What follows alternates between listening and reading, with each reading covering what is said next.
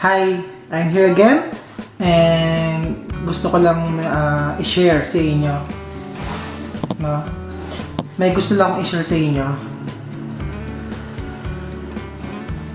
Kasi nung bata pa ako, merong gustong makuha, gustong bilhin, pero syempre dahil sa di man ako lumaki na may na mayaman or nakakayahan na bilhin ko yung mga gusto ko,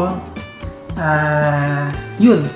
Kaya hindi ko nakakuha yung mga gustuhin ko man dahil nga kulang sa pera.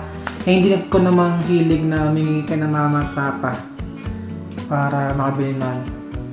Kasi hindi ko talaga afford na makabili ng bagay na yun. Pero this time, no, pinalad na ako na makuha yung matagal ko nang inaasam ng bata pa ako. And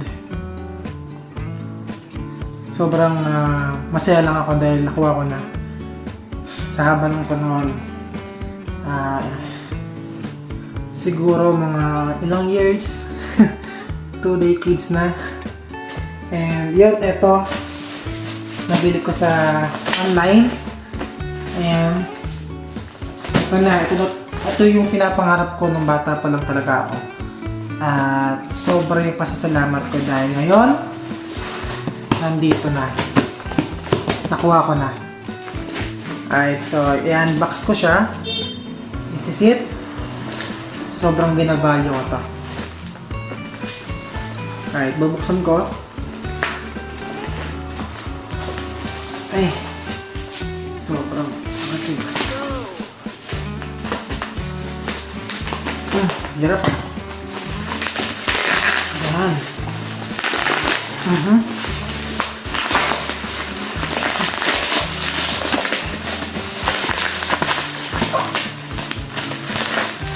Grabe, nakaka-touch ako. Na ngayon, dati pinapangarap ko lang, ngayon ina-unbox ko na. Di ba?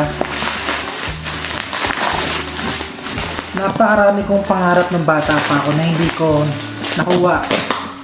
So ngayon na may kakayahan na ako na kahit pa paano makakuha ko yung mga bagay na yun, di ba? Why not? Na makuha ko, di ba? At ito na ang aking, grabe ha, doble ha, ay nagpakuha.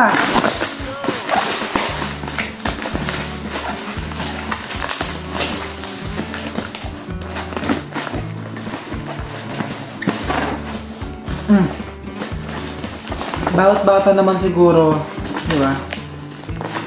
Meron tayong mga pinapangarap. Kaya patuloy lang tayong mangarap.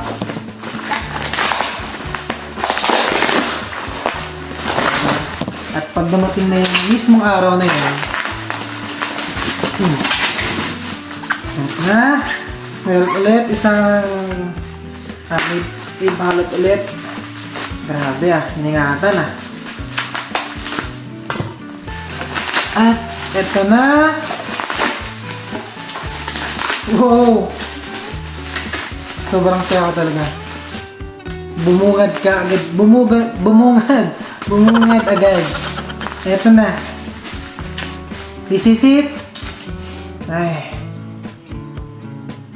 Kaya totoo nga habang buhay ka pa, mangarap ka. Dahil mali mo, diba? Makuha mo, matupad mo. So ito na. Ang aking pinapangarap. Hay! Nako! Nakita mo kung sino ka.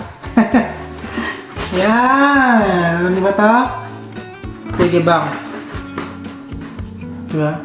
Lalo mong sinabing maliit or malaki. Basta pangarap yan. Bye!